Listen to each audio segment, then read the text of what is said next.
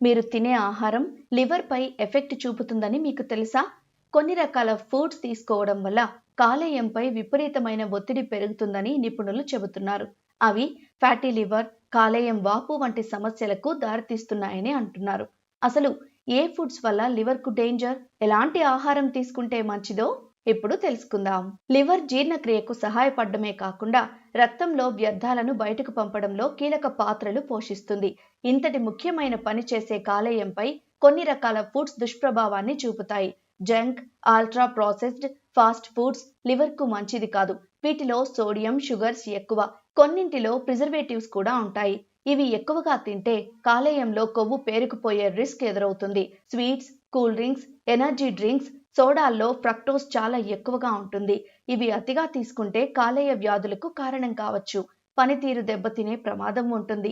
మైదాతో చేసిన పదార్థాలు ఎక్కువగా తినడం, ఆల్కహాల్ తీసుకోవడం లివర్ ఆరోగ్యానికి మంచిది కాదని నిపుణులు అంటున్నారు. డైజెస్టివ్ సిస్టంలో లివర్ అన్నది చాలా ఇంపార్టెంట్. మనం తీసుకునే ప్రతి ఆహారం కూడా మన ఇంటెస్టైన్స్ దగ్గర నుంచి అబ్జార్బ్ అయ్యి లివర్కి వెళ్ళడం జరుగుతూ ఉంటుంది.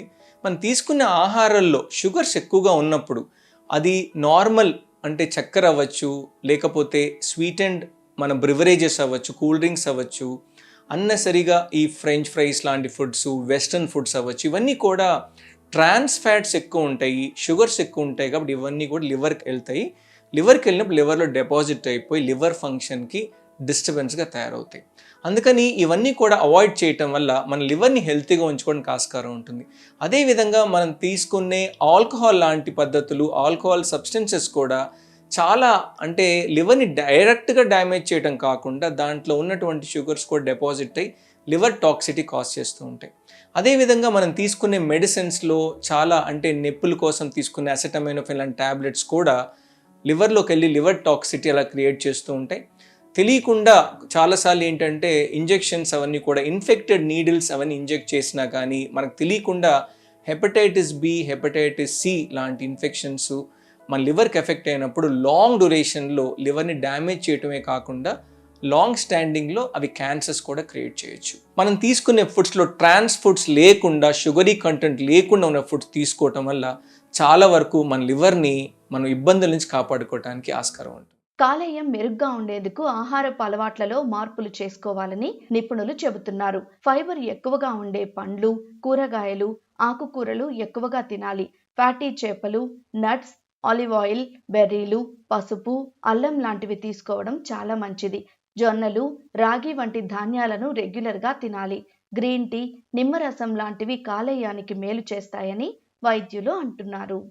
మన ఆహారంలో ఫైబర్ అధికంగా ఉన్న ఫుడ్స్ అంటే మీరు చూసిన స్పినాచ్ కానీ, లేకపోతే బ్రొకోలీ లాంటివి కానీ, మన డైలీ రెగ్యులర్గా తీసుకునే కెఫీన్ లాంటివి కూడా లివర్కి ప్రొటెక్టివ్ ఫంక్షన్స్ ఉంటాయి. గ్రీన్ టీ కానీ ఇవన్నీ కూడా మన బాడీలో ఫ్యాట్ తగ్గించడమే కాకుండా కొవ్వు లివర్లో డిపాజిట్ కాకుండా మనకు తోడ్పడుతుంటాయి. కాబట్టి ఇటువంటి ఆహారాలు అంటే మన ఆహారంలో ఫైబర్ ఎక్కువ ఉన్న ఫుడ్స్ తీసుకోవటము, అదేవిధంగా మన డైజెస్టివ్ సిస్టమ్ని హెల్తీగా ఉన్నటువంటి ఫైబర్ ఏంటంటే ఆటోమేటిక్గా మనం తీసుకునే ఆహారాన్ని డైజెషనే కాకుండా కిందకి తీసుకెళ్ళిపోవడం జరుగుతూ ఉంటుంది. కాబట్టి అది లివర్ వెళ్ళకుండా హెల్తీ మాత్రం లివర్కి వెళ్ళి అన్హెల్తీ అంటే ఇప్పుడు మనం తీసుకునే చాలా ఫుడ్స్లో అన్హెల్తీ ఆర్గానిజమ్స్, టాక్సిన్స్ అవన్నీ ఉంటాయి.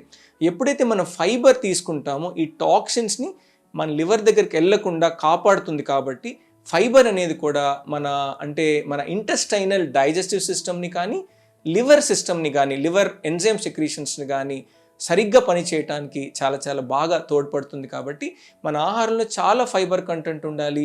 ఇటువంటి జాగ్రత్తలు అంటే ఫైబర్ బాగా తీసుకోవటము, ఆల్కహాల్ ఆపేయటము లేకపోతే మితంగా తీసుకోవటము, అదేవిధంగా అసెటమినోఫెన్ లాంటి లివర్ని డ్యామేజ్ చేసే ట్యాబ్లెట్ తీసుకోకుండా ఉంటాము.